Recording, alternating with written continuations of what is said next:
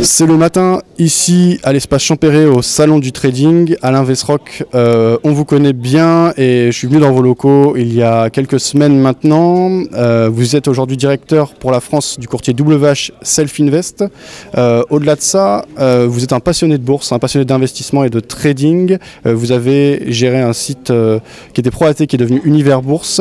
Ce serait intéressant de revenir sur votre parcours. Oui, bonjour Fabien, bonjour tout le monde. Donc effectivement, nous sommes présents aujourd'hui au salon, pas salon d'analyse technique, c'est moi qui me trompe, salon du trading, puisqu'il y a 2 manifestations maintenant par an, une en mars et une à la rentrée en septembre pour le trading.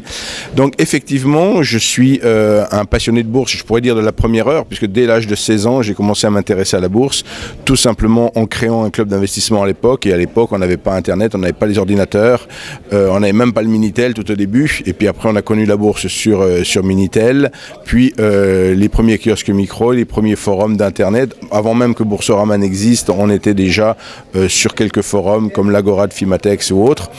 Et donc, c'est un long parcours, une longue passion qui s'est transformée en 2004, en créant une société pour animer, pour gérer un site internet qui était ProAT à l'époque. Et le nom de la société, c'était également ProAT. ProAT étant les abréviations de promotion de l'analyse technique.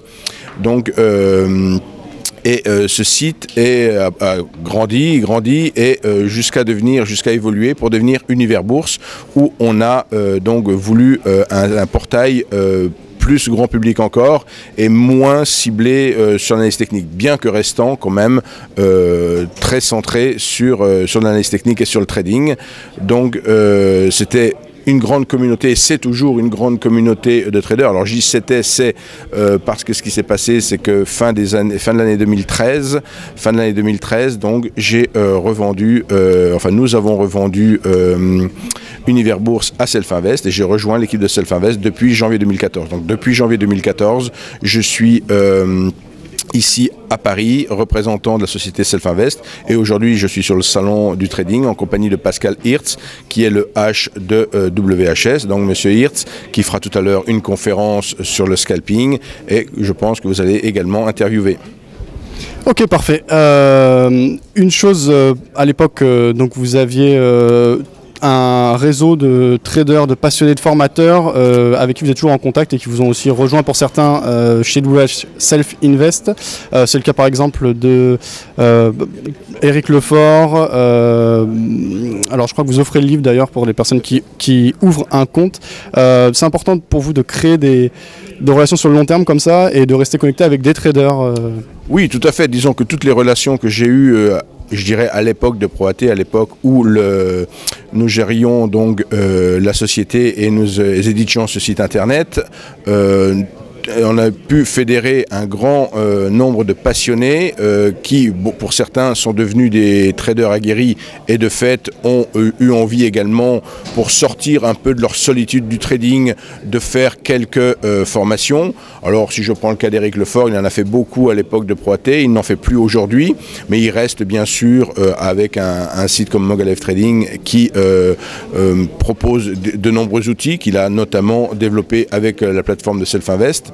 Donc là aussi, vous le retrouverez pour les gens qui viendraient au salon, ils pourront le retrouver en duel de trading aujourd'hui ou en conférence, puisqu'il dispense également des conférences dans le cadre de ce salon. Ok, comme on l'a compris par rapport à votre parcours, vous êtes un passionné de la première heure de la bourse et de l'évolution technologique qui l'a amené à ce qu'elle est aujourd'hui. Du coup, vous, en tant que trader, est-ce que vous continuez à vous intéresser au marché, à investir sur les marchés? Vers quel marché vous tournez-vous? Est-ce que c'est plus du trading discrétionnaire, automatique? Alors pour ma part, effectivement, j'ai eu l'occasion de découvrir à la fois le trading tout à fait manuel où on passait au guichet de son agence la veille pour exécuter un ordre, puisque tout au début des années 80, il y avait 2 cotations à la Bourse de Paris, une à 10h, une à 16h. Ça paraît bien loin pour tout le monde aujourd'hui, c'est effectivement ça, puisque maintenant on est sur des cotations en temps réel et tout le monde est habitué à des plateformes de trading, plus personne n'est habitué à les signer à bout de papier sur le comptoir de sa banque du coin. Mais donc j'ai connu toute cette évolution. Aujourd'hui, de par ma position notamment avec ProAT et Univers Bourse, j'ai eu l'occasion effectivement de rencontrer de nombreux professionnels et de découvrir de nombreuses approches. Donc forcément, comme c'est souvent le cas, on a tendance à se spécialiser, voire à avoir plus d'atomes crochus, on pourrait dire, avec une approche qu'avec une autre. En ce qui me concerne, c'est tout ce qui concerne la lecture temps-prix basée sur la théorie des enchères que j'affectionne particulièrement. Et notamment, maintenant, on fait également dans le cadre de Self-Invest des démonstrations de scalping live, comme on en fera une le 10 octobre prochain. Et dans ce cadre-là, c'est cette technique que j'utiliserai, donc que j'affectionne aujourd'hui pour effectivement être en mesure de prendre des positions essentiellement au contact de niveaux clés. C'est-à-dire que ce qui se passe, c'est que ma technique de trading, c'est pas de trader, c'est pas d'ouvrir l'ordinateur et de dire maintenant je trade, c'est de dire d'ouvrir l'ordinateur, de regarder un peu la configuration des prix et surtout les niveaux clés de la veille pour attendre typiquement des niveaux. Là, tout à l'heure, j'ai ouvert l'ordinateur, j'ai regardé ce qui s'est passé sur la séance d'hier, j'ai remarqué qu'on avait ouvert sous le niveau d'équilibre d'hier, donc ça c'est un premier niveau, s'il vient à être recherché aujourd'hui, j'aurais tendance dans un premier temps à le shorter, et également le niveau niveau supérieur de la zone de valeur d'avant-hier, là aussi c'est un niveau, si on y revient, que j'aurais tendance à acheter. Voilà comment je procède. Donc je vais identifier des niveaux et attendre une réaction des prix à leur contact. Et à ce moment-là, réagir moi de mon côté. Donc c'est-à-dire que c'est une technique de trading qui se veut discrétionnaire pour ma part, qui sur certains setups, nous l'avons dans le cadre de la plateforme, notamment sur le setup de la zone de valeur, nous l'avons automatisé. Donc de fait, il y a certains setups, certaines configurations qui peuvent tout à fait être automatisées parce que les conditions en sont très claires.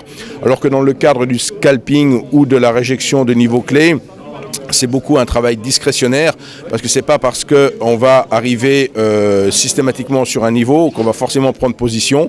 Ça va vraiment dépendre de la réaction des prix au contact de ce niveau. Et ça, c'est une appréciation purement discrétionnaire qui se fait. Et fatalement, si c'est la troisième fois qu'on revient sur le niveau et où j'attendais, où il y a eu déjà 2 rebonds précédemment, j'aurais tendance à ne pas prendre position la troisième fois puisque la probabilité devient très forte que le niveau ne tienne plus au troisième contact, par exemple. Ok. Pour en savoir plus, donc, bien déjà des ateliers présentiels organisés par WH Self-Invest, sinon des séries de webinaires, etc. Et d'ailleurs, nous-mêmes travaillons sur des séries de webinaires. On aura l'occasion justement de vous retrouver. Merci Alain pour toutes ces réponses et un bon salon. Merci.